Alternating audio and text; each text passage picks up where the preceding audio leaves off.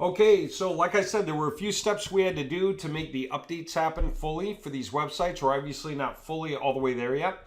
We still have to change the names of the pages, right? And we have to create mass pages. So we're going through these steps.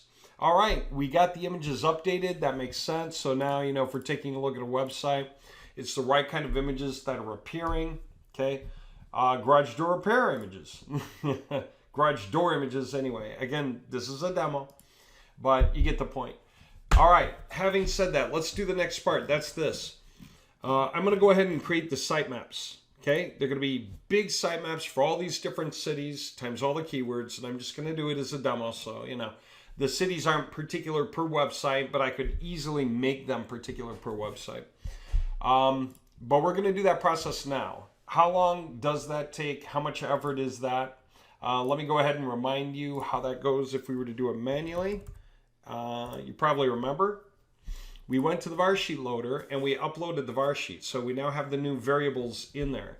So if I go to generate batch, right? And last time when you saw this, it was about website marketing pages, right? Pages for website marketing. This time, of course, it's going to be for our garage door repair element. So if I come down to the sitemap now, and look, there we go. See? Cities, but keywords for garage door repair, and so on and so forth, right? And there are a number of these links, right? Just the way it is. So yeah, if I go to Carlsbad, of course, garage door tune-up, repair, whatever it is, it loads up. I scroll down. I'll just go ahead and show you. It's showing the video and everything else. Again, these images are going to be different for a real production. We change the images for the right kind for garage door repair, Carlsbad or whatever. And here's a sitemap for Carlsbad just within itself. So far, so good, right? That's if we do it on one website. But then we'd have to log into each website and go through that motion, right? Have to log into each website, hit var sheet loader, hit generate, and then do it. So can we do this automatically from the outside? Wouldn't that be nice? And the answer is yes, we can. As a matter of fact, that's great, isn't it? So let's go ahead and do it. So I'm just going to step back. I'm not sure what I'm doing on that website, but here we go. We are going to our var sheet uploader, and we uploaded the var sheet. There it is. And we we added them, right, to each of our websites. That's what we did with this right here, was importing or adding that var sheet into each of the websites' var sheet loader, so that all of the front end variables got replaced with garage door repair variables. Okay, so what are we going to do now? We're going to process those var sheets. We're going to say use those var sheets, those variables, to also generate content for, let's make 100 rows in our sitemap like I was showing you here on that first website. But we're going to do it on every one of those websites, starting with row 1. Why starting with row 1? Because there is no sitemap on those websites, right? Once there is a sitemap on those websites, we could continue. Like this first one could continue with row 101, but the rest could start with row 1. Matter of fact, let me verify that. Should be true. In other words, remember, these are independent productions. Yes, actually. There's our 100, okay? So what I'm going to do now is I'm going to continue that production starting at 101. Okay, I'm going to add 100 more links onto it. I might even add 150. That way we should be up to 250, okay? And then the rest of them, I'm just going to do 100.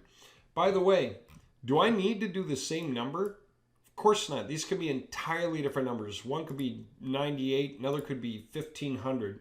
You can even have numbers like 100,000, because we found that 100,000 rows only takes up 2.35 megabytes of space, all those extra pages on each website. So we can generate a ridiculous amount of content onto each website for as many projects as we want. There are really no limits. So again, if you're thinking big, we can keep up with you, that tools that back what you need. All right, so let's go ahead and do the processing, right? And that's what these two columns are. It's adding the number of rows with the starting ID, same as you saw in that Varsheet loader. Okay, it's just that we're doing it across all the websites at once. So now that I added the one that I added, I'm going to go ahead and do this. So I'm going to import, and that'll be my process file. I'm going to say go, and it's going to start. First website it's going to hit is this one. Watch this bar right here, the length of it, because when I refresh it,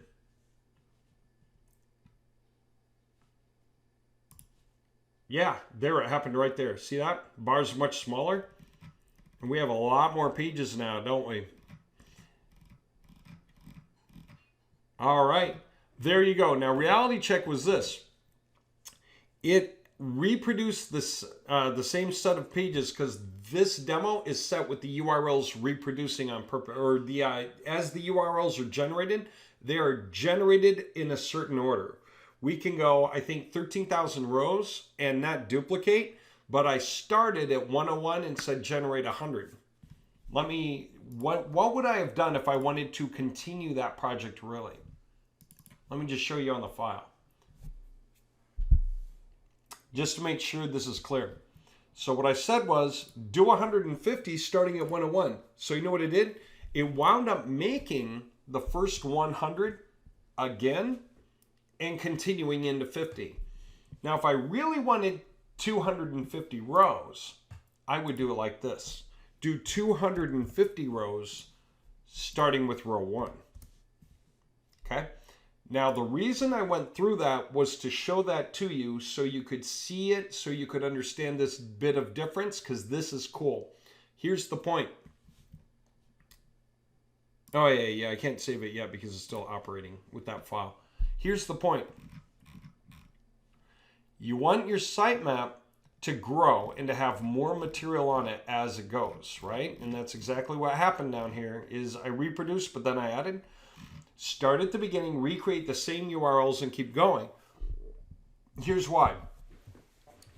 Google gets to see two things happen at once.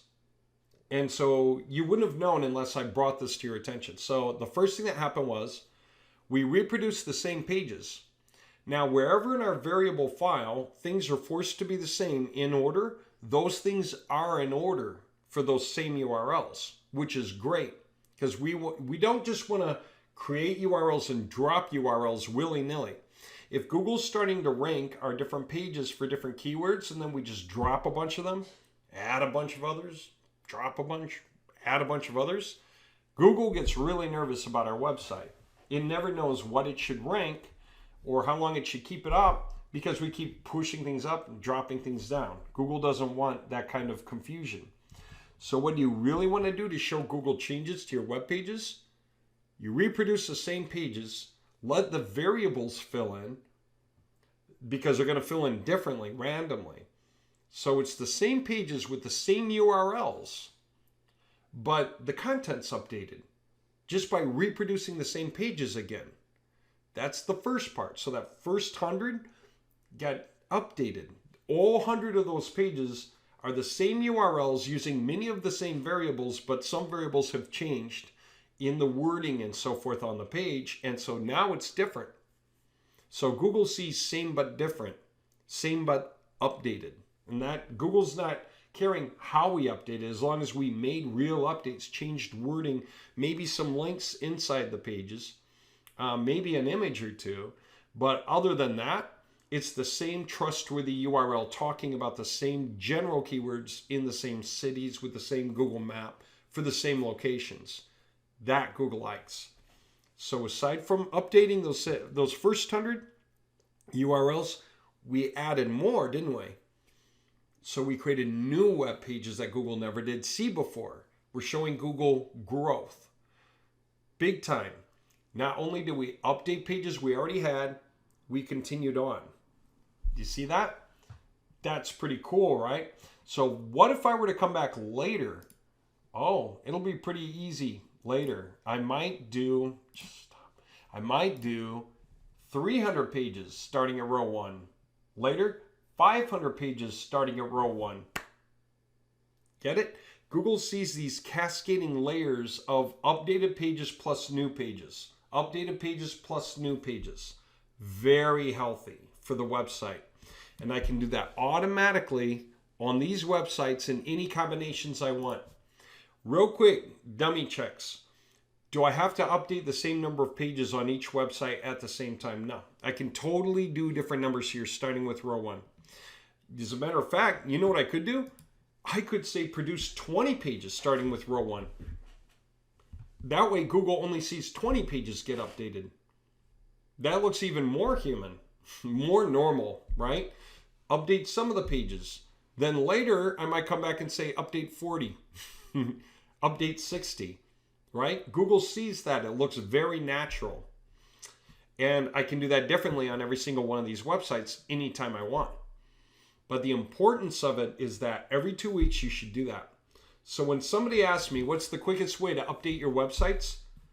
Say, really, you can leave all these numbers the same. You can leave them all the same. Just drag and drop the file every so often. Just drag and drop the file every so often. Every 2 weeks, drag and drop the same file in. You'll reproduce the same URLs, but they'll have updates, every one of them. Google gets to see that every one of those URLs is being attended to. Okay? Just do that. Drag and drop this one piece every 2 weeks, and that's all the updating you really need to do to show Google that you're still active.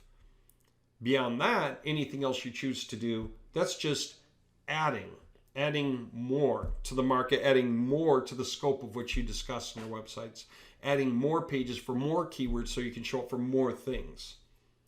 Okay, does that make sense? So this is really how easy the world of updates gets to be, and why you can start to glimpse it now, why you can replace a team of 250 SEO experts with a team of just 5 people who babysit the files and update them once every other week, say, or twice a month.